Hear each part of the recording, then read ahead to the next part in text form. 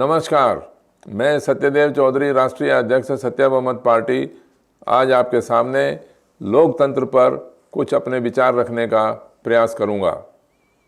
बहनों भाइयों, इन दिनों सत्ता पक्ष के विरोधियों और विपक्षियों को लोकतंत्र बचाने की बहुत बड़ी चिंता सता रही है। अपनी हर राजनीतिक चर्चा सहित किसी भी चर्चा में लोकतंत्र समाप्त हो गया कहने से नहीं चूकते। विपक्षी नेता और विरोधी मतदाता अपने आप को अलग थलग करते हुए लोकतंत्र के समाप्त होने का कारण वर्तमान सत्ता पक्ष और उनमें भी केवल उनके मुखिया को मानते हैं। लोकतंत्र की चिड़िया कैसे रंग की होती है, कहाँ पाई जाती है, कैसे समाप्त हो गई और किसने समाप्त कर दी, इस पर चर्चा नहीं करते। पहले मोबाइल फ़ोन नहीं थे, तब छोटी छोटी भिन्न भिन्न प्रकार की रंग बिरंगी चिड़िया, तितलियाँ, तोते और पक्षी दिखाई देते थे।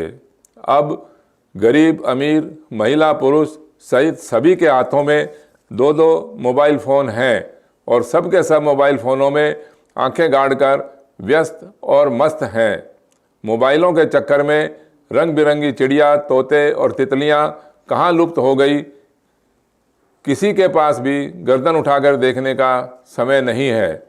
सुंदर मनोहारी रंग बिरंगी तितलियों, चिड़ियाओं, तोते और पक्षियों के बदले किस प्रकार आपके सिर पर कौवों और चीलों ने घोंसले बना लिए और अब कौवों और चीलों के घोंसलों में लोकतंत्र ढूंढ रहे हैं। चील की एक फड़फड़ाहट ने सारी तितलियों, चिड़ियों, तोतों और चहकते पक्षियों को उड़ा दिया। लोकतंत्र कोई आसमान से टपक कर हमारे ऊपर नहीं गिरा। जैसा लोकतंत्र हमने बनाया वैसा लोकतंत्र हमारे सामने है।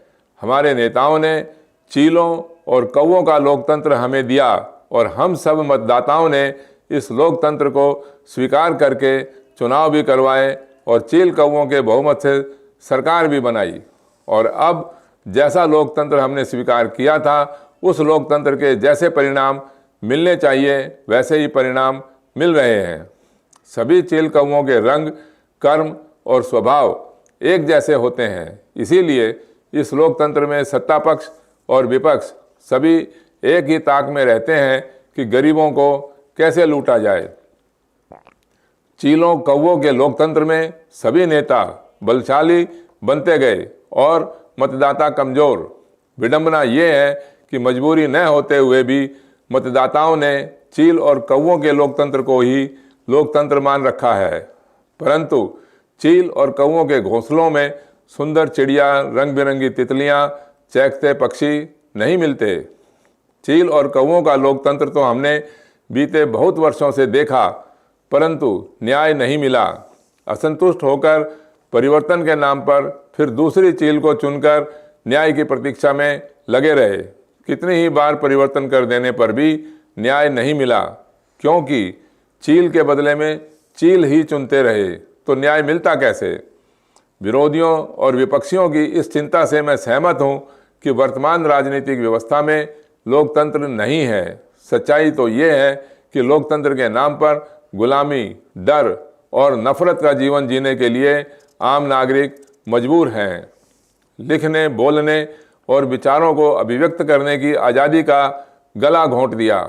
परंतु इस स्थिति के जिम्मेवार केवल सत्ता पक्ष ही नहीं है, विपक्ष भी सत्ता पक्ष के बराबर जिम्मेवार हैं और सत्ता पक्ष व विपक्ष दोनों को मिलाकर इनसे भी अधिक जिम्मेवार हम सब मतदाता हैं, जिन्होंने इस अलोकतांत्रिक भ्रष्ट राजनीतिक व्यवस्था को स्वीकार, समर्थन और वोट देकर अलोकतंत्र को भी लोकतंत्र प्रमाणित कर रखा है।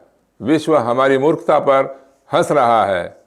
क्या हम इसी प्रकार चील और कौवों के हिंसक और भ्रष्ट लोकतंत्र में ही जीते रहना चाहते हैं, या रंग बिरंगे चहकते हुए पक्षियों और तितलियों के बीच साफ, सुंदर, समृद्ध और महकते हुए प्रसन्न लोकतंत्र में?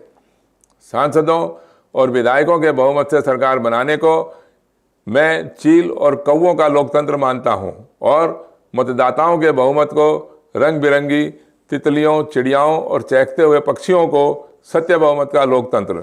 मतदाताओं के बहुमत से सरकार बनाने की राजनीति पर आधारित हमने सत्य बहुमत पार्टी बनाई है। देश की राजनीति को सच्चा लोकतंत्र और सच्चा बहुमत बनाने के लिए सत्य बहुमत पार्टी को अपना वोट, समर्थन और सहयोग दें। सत्य बहुमत पार्टी से जुड़कर भारत को विश्व का सर्वश्रेष्ठ, शक्तिशाली, समृद्ध, सुंदर व स्वस्थ राष्ट्र बनाने में सहयोगी बनकर गर्व का अनुभव करें। आपकी प्रतिक्रिया जानने की प्रतीक्षा में परमपिता परमेश्वर से प्रार्थना करता हूं कि हम सबको स्वस्थ व प्रसन्न रखे। सत्य बहुमत, महकता चहकता लोकतंत्र, गठबंधन मुक्त सत्य बहुमत, जिंदाबाद जिंदाबाद। धन्यवाद।